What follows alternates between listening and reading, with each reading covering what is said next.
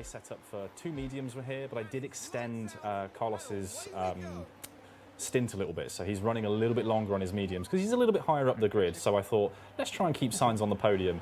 Do I do it? I don't know. We'll see. Yeah, we'll see as we get into this. But off we go. We're going to be showing a couple of other things here as well. We're going to be talking about some new features and stuff whilst this plays, because we're going to be seeing some new stuff here.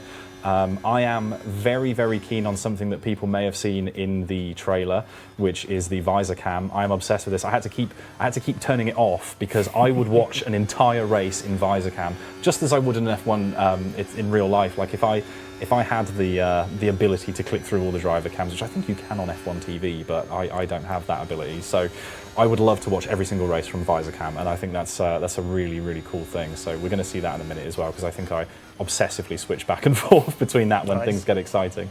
It does look incredible. I'm a big fan of the new visor cam as well. Yeah, the team have done a really, really good job on that. It's one of those things that, as fans of F1, we There it thought, is. well, as soon as we saw it, we knew we had to have this, right? This is, this really cool thing to have in, and each of the teams, each of the drivers actually has obviously different visors. Yeah, I noticed that when I was switching through. Yeah, because I'm guessing that's based on the real life fact that they use different visors, and there's also there's different ones for. I know in real life they change them based on where the sun is and all of that kind of stuff. Yes, and it kind of recreates that same feeling of drivers having their own personal choice, which is really cool. Yeah, I'm obsessed with that. Completely obsessed. I got the opportunity to peek over Steve's shoulder while he was playing as well, and I noticed that the details on the steering wheel as well, things like the gears and the speeds, are all updating in real time as well, according to the driver and what they're doing. So really nice attention to detail there that I greatly enjoy. Yeah, absolutely. And what actually is really cool about that is when you have, for example, a night circuit especially, if you're in visor cam, you get the reflections from the rev counter on the steering wheel. It just reflects into the visor as it's not quite fully clean. There's just nice little details like that that really make it look authentic and really get you into the action. Amazing. Yeah, it's really cool. So already here we can see that I'm like 1.4 seconds behind Alonso there. So I'm sitting pretty. But look again, Alpine behind. I'm still already. I thought, yeah, I'll be fine. I'll just start better, and then I won't have Alpines battling for my positions. But unfortunately, I already do have Gasly on my tail. But yeah, we've just got it coming back here. Got a bit here. We're already in the DRS zones now as well, so whether I'll have any success, we'll see. But I'm burning the tyres, so the tyre temperature is something that we've worked on for 2023, isn't it, Lloyd? So here I'm basically taking my own risk of just being like, yep, push it, burn the tyres as much as possible. But can you give us a little bit of info on sort of how tyre management is going to be looking for 23? Yeah, so as you say, currently you're pushing quite a bit on these tyres, obviously on the mediums there. And what you'll find is that in this game, you've got to really pay attention to the tyre temperatures because we simulate the carcass and the surface temperature. And if you keep pushing, especially on hot tracks, you're going to find that they'll overheat fairly quickly, depending on. There you go. I love it. I love it so much. Sorry. Depending on the compound used, obviously, different compounds react differently to different circuits, and even then, you've got the compounds change themselves. Depending on the circuit, obviously, what you see as a hard isn't necessarily the same on each circuit. And you really have to think carefully about where you are, what the track temperature is, how hard you're pushing, whether you've just changed your tyres in the pits. Obviously, if you're on a fresh set of tyres, they're not going to be as warmed up and bedded in as a set that's been running for a few laps. And obviously, we'll communicate back to you how your tyres are doing. You can see there on the command panels, you've got the temperatures rising, and they'll start to go red once they reach that temperature zone that's a little bit too warm. And it all ties in together with all the other systems as well. So there's lots of things you can really put into this. And I mean, Will, you've worked very closely on this, right? Yeah, I think it's actually quite a good example right now of where you're pushing on with Sainz and with Leclerc, but Leclerc's tyres are hotter than Sainz's. You saw like they went red a minute ago because they were starting to overheat. It's because we're taking into account things like dirty air as well. So for Sainz, he's got a decent gap in front of him, so he's not getting much dirty air off Alonso ahead. Whereas Leclerc, who's in the pack right behind Magnussen, that's affecting his tyres as well. So you have to think about that. Maybe if you're not pushing to overtake them, maybe you need to conserve a bit more because you'll start to overheat the tyres potentially, and then obviously the tyres will degrade faster, and you might have to either pit earlier or even do an extra stop. If you're not keeping tabs on that stuff. So it was quite a good example. I could have known with knowing that before I recorded this because I do get through the tyres quite. I don't want to spoil anything, but I'm not very good at managing tyres. You're going to burn through them, aren't you? I am, yeah. And a couple of people have pointed out in chat here, we've got a brand new map for this as well. So when you, if you've not played F1 Manager before, something that helps you get through, even though we've got this new faster game mode where you can jump in and just do a race and you're not committed to a career, you can still speed up the progress. You can speed it right up to 16 times, and like we're doing here, we're at 8 times. Brand new map. We've made this look, it's got the greenery on it. It's a little bit more realistic. Yep. We've got that beautiful, very realistic marina at Miami that we are recreating. In fact, it's basically the same image, isn't it? It's effectively the same as it is in real life there. But yeah, we've got this new map, which I think helps you kind of just see where you are a little bit better on the track, right? Like it helps you position. It's certainly helped me position for where safety cars were and where the safety car was coming out. So actually there's a few things you might not have realised have gone into this as well. So we've made some little tweaks to the 3D map, not only visually, which is really obvious, but when you're following your drivers around the circuit, we've made sure that those will appear on top of the other drivers so they won't get lost in the pack. Okay. If you're focusing on a particular one, that's going to appear slightly differently as well. Any cars that retire are no longer visible in the pits because obviously they're not moving, so you don't really need to see them. There's lots of little things like that have gone into these. So initially on the surface they look like new visuals, but there's lots of other things that have gone into this to make it better for you, better user experience. Yeah, all those little changes I think make a nice, and like you said, like that was something that I hadn't even noticed when I was playing it the first time. But yeah, it made it so much clearer for me when especially around the safety car and stuff, just made it so much easier to plot out where I should be and that kind of thing. Yeah, we're going through Miami here. An overcast Miami, I will say. There's no rain prediction really. We've got a loose prediction of a 5% chance of rain, but a bit of an overcast Miami. Sainz is now just in a little world of his own with Russell behind him.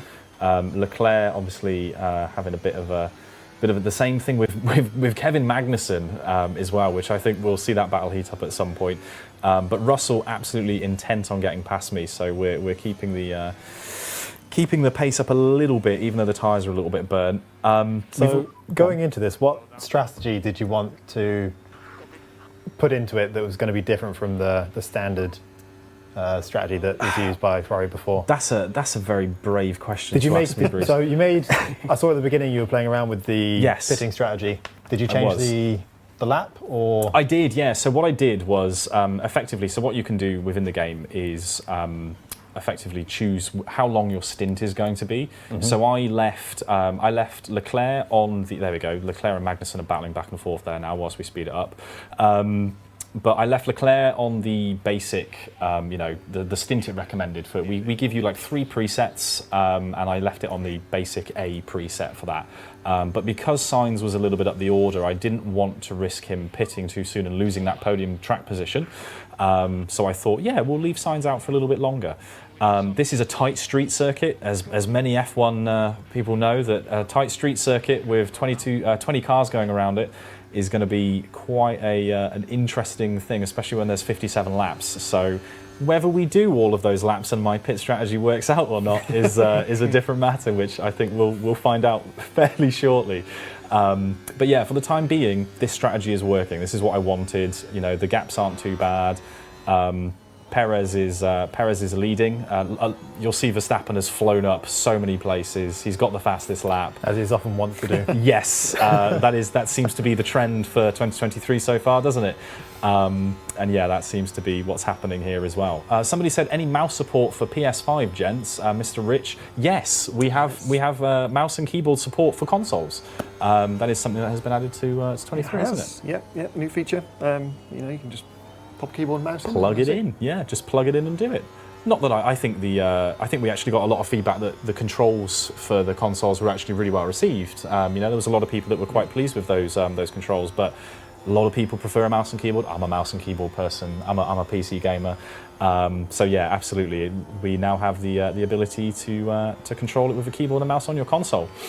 Will there be mid-session saves? Yes, there will be mid-session saves. Yes, there will. You can, again, I think part of the ability to just make it a bit more jump in and out, right? That was another piece of community feedback we got. You might be halfway through a practice session and I don't know, maybe you really want a packet of crisps and pausing it isn't enough and you want to sit and have a packet of crisps and not play the game for a while, and then you can do that and you can jump back in. Yeah, and I think that's really nice. And visor cam, I know, I just every time visor cam comes back up, I have to keep looking back at the screen because I just really, really like it. We've already lost position here to Verstappen. I think it's fair to say that Verstappen is not in the same battle as us in this race. Or potentially any in my career as a team principal at this rate. But yeah, we're pushing those tyres again because, quite frankly, I cannot handle the fact that I am battling this Alpine. I want to be ahead of this Alpine, and it's not happening. So.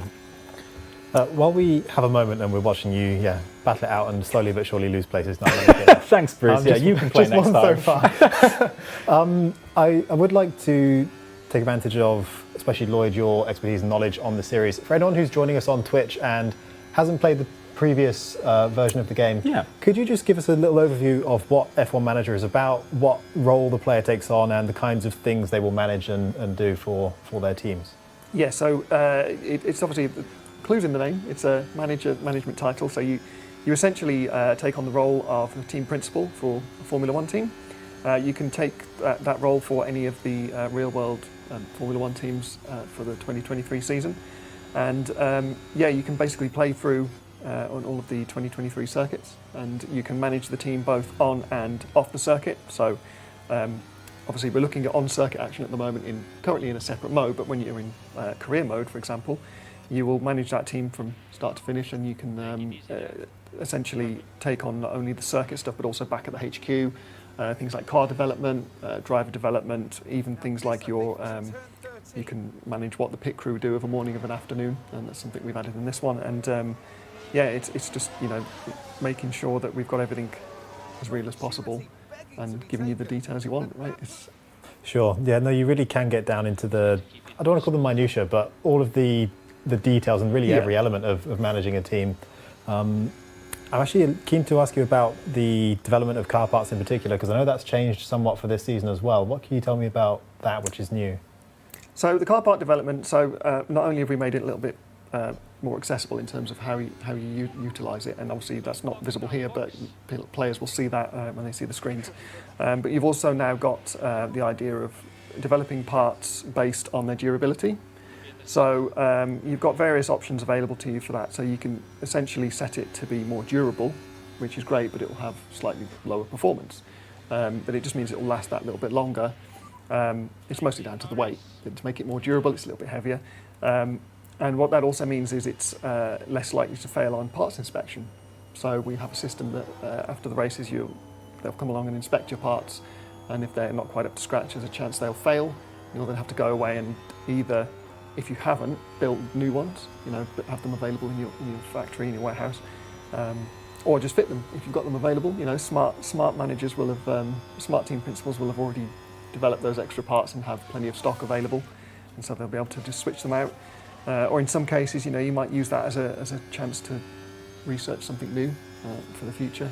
Make it a little bit more durable if you don't want to keep running into that same problem.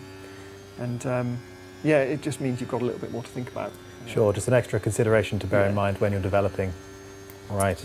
So, as you guys were talking about that, the astute viewers among you may have noticed that my pit stop with Leclerc there has happened. That's why Leclerc is now dropped to 13th. We're on a nice set of hard tyres, which are coming up to temperature, as you can see. What a beautiful segue, previous me. Thank you so much. So those tyres are a little bit cold right now. I'm pushing to heat them up a little bit.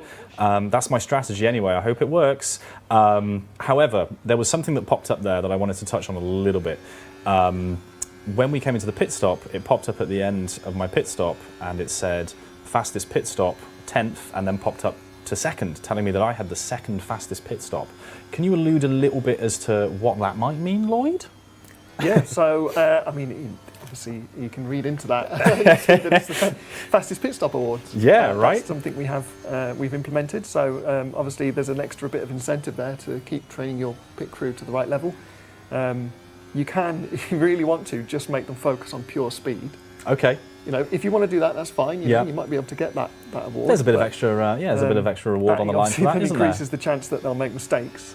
So they might be fast, but then every so often they might struggle to get a wheel off.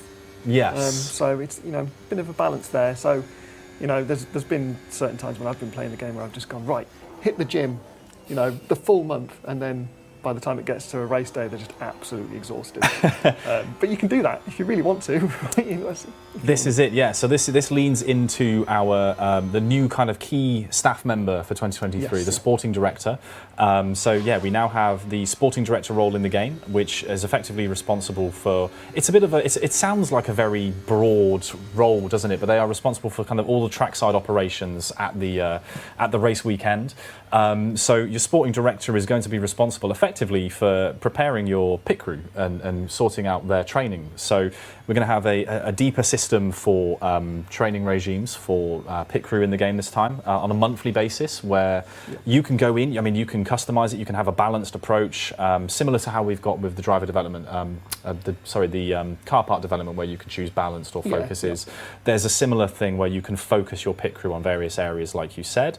And yeah, if they're too tired and you burn them out, then they're going to be more likely to make a mistake or be slow. And you're actually going to see those mistakes pan out, and that's going to affect your chances of a fastest pit stop win, isn't it?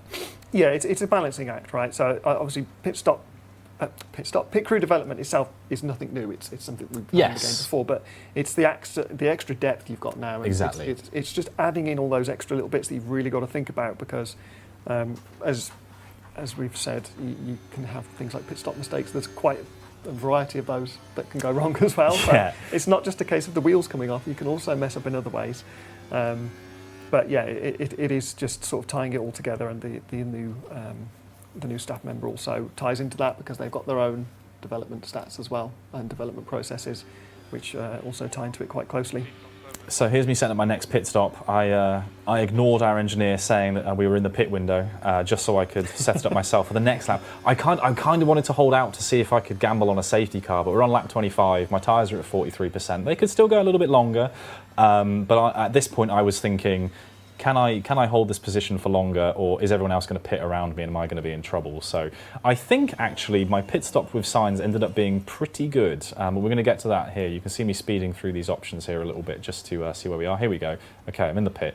And we'll see how this pans out for me. I think this ends up being okay, because you can see Ocon behind is 18 seconds behind me. So I think I only lose the position to Alonso briefly there. There we go, look, a 2-second pit stop, which comes out to being, I think, fairly fast. Yeah, 2 seconds, that's pretty quick. Yeah, I'd say that. There you go. Look, so we were previously 18th because we hadn't actually done one. 6th there. That was the 6th fastest stop. Is that acceptable, Mr. Team Principal? Do you know what? We'll see. We'll see. We are checking, I think, is the official Ferrari response. Yeah, there we go. Straight back out, pushing the tyres again because I want to get those heated up a little bit. We'll see if that actually does anything for me. I'm conscious that I'm chasing down a very, very, not aggressive Alonso, but what a world Alonso is in right now. I'm a big fan of the underdog. I've always said this with Formula One. I don't particularly support any driver or any team. I just always want the person who isn't winning to win. That's my goal, right? There's a lot of people that aren't winning F1, I know, but I like the idea of the person that's kind of, biting at the heels of the winners. And I'm really excited for Alonso to potentially be that person. I think that's very, very cool. And he is in this race, he's right there, ready to go. As you can see here as well, I'm looking at our driver confidence, which is a lovely little segue. This is something that we'll be touching on a little bit more in the race moment that we show a little bit later. But driver confidence is a new addition. We've got a safety car as well. I knew this would happen. This is why I thought I'd wait. And then 2 laps later, I think it's not even 2 laps later, the safety car happens. Whilst this safety car plays out, can we have a little info on what driver confidence is and how that works for 2023? Driver confidence is a new feature for 2023 in all your races. It will ebb and flow throughout the race, and depending on what happens, getting an overtake will boost your driver's confidence. Being overtaken, obviously will reduce it, and there's a lot of similar things as well. Just battling in general, like if you're successfully defending from someone, that's going to boost their confidence as well, build them up. So you can track it as we saw in that previous screen. It ties into the practice sessions as well, so that will set kind of their base confidence for the weekend, how well you've set the car up, whether they got acclimatized to the circuit, if they're kind of comfortable with the parts on the car. And then, yeah, it will build through qualifying and the race. The outcome of it will kind of affect how well the driver performs. If they're really confident, they're going to perform effectively like being in form, right? They're going to do really well, kind of like Alonso has been this year, right? Yeah. So it's very confident. Or obviously the other way, they could underperform. It also affects the chance of incidents as well. So drivers who are feeling really confident, they're less likely to make mistakes, less likely to have crashes. And again, conversely, if they're not very confident, they'll make more or potentially make more. And it ties in as well with some of the new tactics we've added as well, Yes. which live in that same menu you're looking at a minute ago, around kind of overtaking and defending. And these kind of, I think we quite often describe them as quite kind of like risk management. So yeah, you can tell the driver to be more aggressive overtakes, which means they're more likely to get the job done, but also you're increasing that risk that they're going to have a collision with the other car, and the same with when they're defending as well. Or you can, again, conversely tell them to be less risky, they're more likely to get past or less likely to make mistakes, they're performing better, so you can take more risk, which means they're going to build more confidence. And then you get an interesting choice on the other side, where if you've got a driver who's not very confident, you want them to make passes to rebuild that confidence or to build some confidence and to push to go quicker, but that's a risk, right? Because they're not feeling confident. So if you're telling them to take risks, they're more likely to make mistakes. But so yeah, there's a bit of risk reward there, and how you manage those situations and what you, I guess, like as a principle, right, feel is the right way to do that. Do you be conservative? Maybe put them on some fresh tyres so they can go out and set some better laps to build it that way, or yeah, go aggressive, take the risk, which obviously potentially has a bigger reward as well. So yeah, it does play into the kind of more experienced drivers as well, potentially being a bit more, they're kind of less likely to be unconfident and things like that. So some of your team management from before the races will play into it as well. Yes. For their kind of, the states of how drivers react to things. So I really love this. It feels like it adds a new angle of management in terms of understanding, to an extent, the psychology of your drivers. Yeah. Which is really nice to be able to simulate that.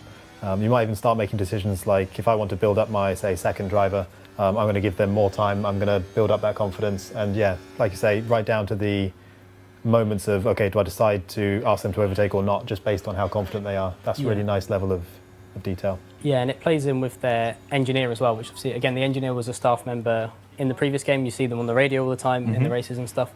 But they play into the confidence too, because they're a really big part in real life of the driver's kind of mindset and managing that, right, and helping the driver, giving them the information they need, telling them, and sometimes when they don't need information, right, because it might distract them, that sort of thing. So yeah, the engineer affects that, the relationship between the driver and the engineer, their affinity, which again was in the last game as well, but that plays into the kind of the confidence that you see in the game. So if they've got a good relationship, they'll trend towards better confidence. And there's also a new one of the performance attributes that the engineers have now called composure, which affects those fluctuations as well. So if you've got a really good engineer, your driver's going to get kind of more boosts from good events and kind of less. They'll kind of soften the blows of negative ones when they're conversing with the driver, and then the other way as well. If you've not got a great engineer, it affects it too. So yeah, we wanted to highlight that relationship as well, because it's such an important one in real life. Yeah, I think that's really important. That is something that I think, especially in the last couple of years, has been highlighted even further by, with the way F1 push team radios and stuff like that now. Having that, you often see, drivers building up huge bonds with their engineers over time, and to have something that reflects that a little bit within the game, I think is really, really cool. And yeah, like you said, it kind of lets you get into that kind of the psychology of how people are thinking. And again, I lean heavily on the driver confidence system in, and here we are absolutely beefing it here with the Aston Martin. I knew this would happen. They were too close to me to begin with.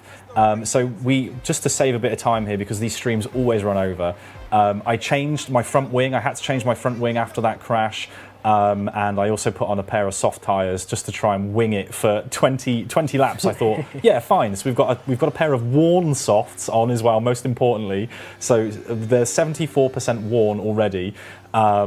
And yeah, we'll see how this goes. And then there's also been a safety car on the restart, because I can't remember who it was, but somebody, as Leclerc says, "Mamma mia!"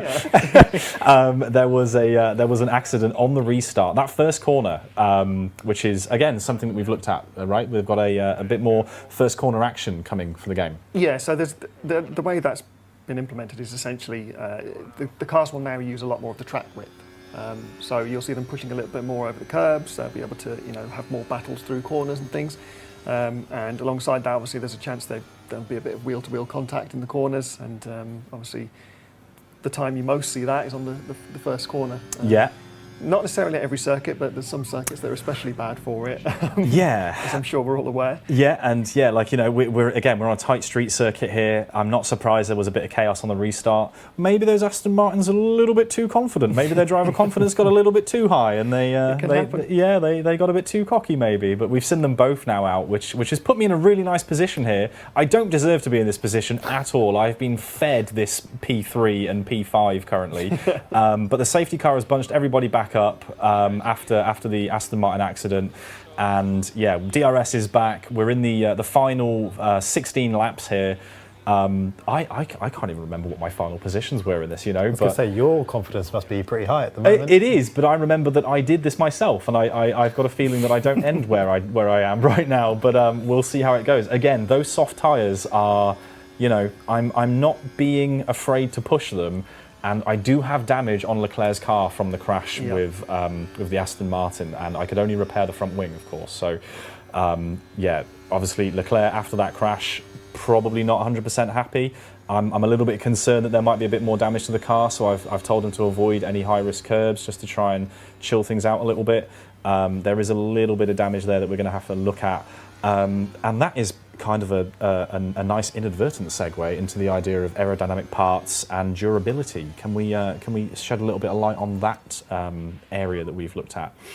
Yeah, so obviously in this one here you've got these parts that you need to replace, and if essentially you, as I said earlier, you balance it right based on what you want. Do you want the performance or do you want the durability? Now, in some cases, you might want to develop both, and you can do that. If you want to, you know, fit some parts to your car that are high performance but maybe a bit less durable, you can do that. Try it out for a few races, see how it goes. It might not work in your favour, and obviously then you've got the backups. Smart management will come into it. The part management is obviously very important for the cars during the weekend. When might you be incentivised to focus more on durability than performance, say? Would that be relative to managing things like your cost cap, or?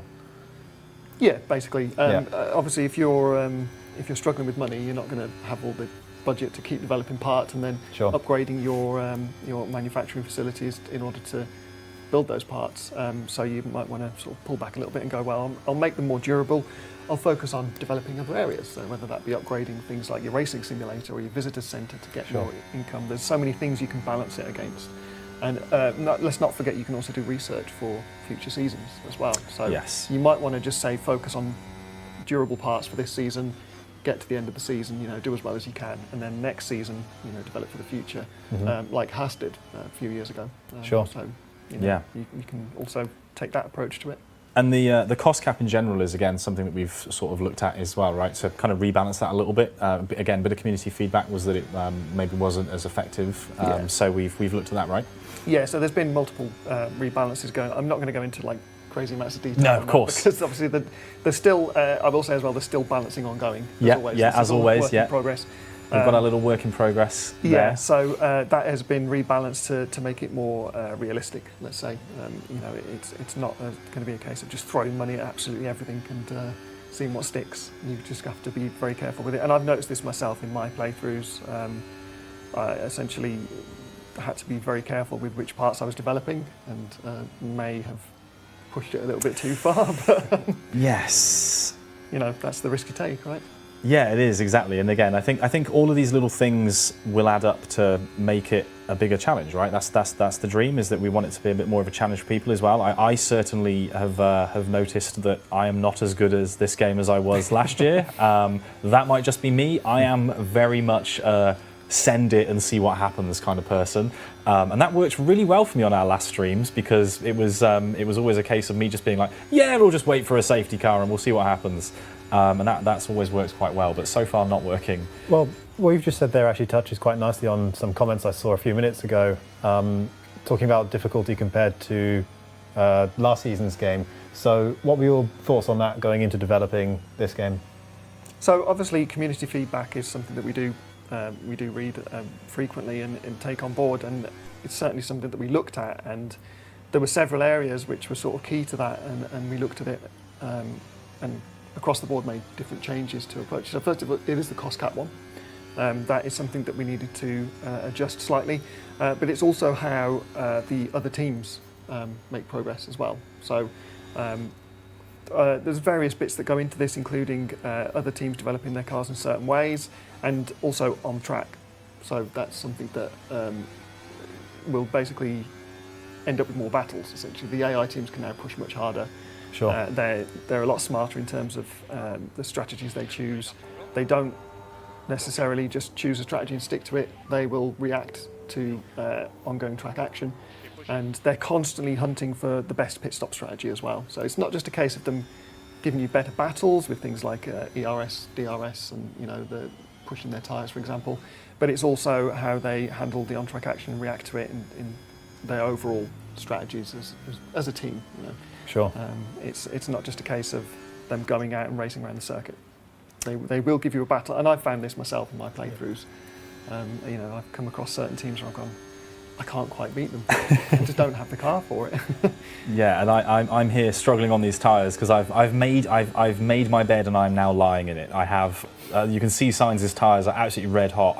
We've had the safety cars, we've had the restarts and stuff. So I have, I'm down to look. I've got like 7 kilograms of fuel left here. So we're burning as much fuel as possible. We're pedalled to the floor. We're not Lyco at all. Sorry, we're not lifting and coasting. I'm copying engineers. Look at me. I think I'm an engineer and a team principal. Leclerc's tyres are on the absolute limit here as well. But we've got a couple of laps left, so I just thought let's just go for it. Let's just see what happens. Maybe somebody else will have a mistake and we can capitalise on it. But I think we're pretty much set on how I ended up finishing this race, which honestly isn't so bad. I can't. It was. I can't remember the exact specifics of where they finished in the real race, but with race replay, you'll have a summary page at the end that shows your points versus the real result, right? Yes. So yeah, you'll see your position compared to where that driver finished in real life, and then as you say, yeah, the points that each driver scored and the points that you as a principal scored compared to the real one. You can see it in the race as well. So the tick in the top right, the objective, showing that you are currently beating what Ferrari achieved in real life, so that's what that's reflecting. I think 5th and 7th from memory is where they finished. I feel like something like that. So you'll get a summary of that after the race when it finishes in the race replay mode, and you can track it. You can track it in more detail from the data view as well if you want to remind yourself the challenge. Yeah. What result would you be happy with? 1 position gain from each driver? I would, to be honest. That's kind of how I look at it. That's me personally anyway. I went into this thinking I could beat the Alpines. As you can see, I am not beating the Alpines on the last lap here. It's been a bit of a battle with them, and a bit of a battle with the Haas as well. I came into this, again, you kind of come in, I haven't personally done anything to nurture these drivers or this team. I've just jumped in as it is. I'm okay with the result. I didn't DNF. A lot of people did, and I didn't. So I was happy that I managed to survive, especially managed to get a car out of the accident that we had with the Aston Martin. I was quite pleased to walk away from that fairly unscathed and still have both cars in, because that's what it's all about, is keeping those points, right? Yes, we're coming to the last lap now, and you've got that healthy gap. Yeah, I think we end up settling about here. Actually, I think this is it. This is why I'm like, okay. Did you just? No, I was imagining that you didn't lose a place for Leclerc on the last lap, did you? No, I don't think so. I think I finished 7th. Yeah, it's incredibly close. Yeah. It's nerve-wrackingly close. It's very much. This is why I end up doing the last couple of laps on 2 times speed, because I'm just like, no, let's just get it done. I just need to. Nothing will happen if I press 2 times, right? Even though I know full well it's going to give me less time to react to something, and I stopped paying attention to the intervals. But there we go.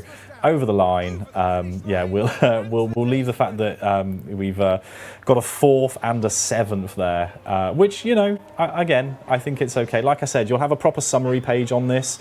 I think I skipped through this, but there will be a proper summary page, like we said, where you'll get your points and all of that kind of thing for the actual race, the race replay. Sorry. I know there are going to be starting grids where you finish and all you've done is reverse the position of your own team. Yeah, that's almost certainly going to happen. Do you know what though? Considering some of the streams that I've done with F1 Manager 22, having both drivers in the top 10 is actually a fairly good result for anyone that's watched these streams before. We've done a good job there. But we're going to dive into a race moment next. We'll take a quick break in a minute, where we're going to show you our first new video actually in a feature focus series. So if you followed the previous game, and if you haven't followed the previous game, we have a series called Feature Focus where we take a little bit of a closer look at some of the features that are coming to the new game. And when this finishes, we'll wrap up and we'll jump into that.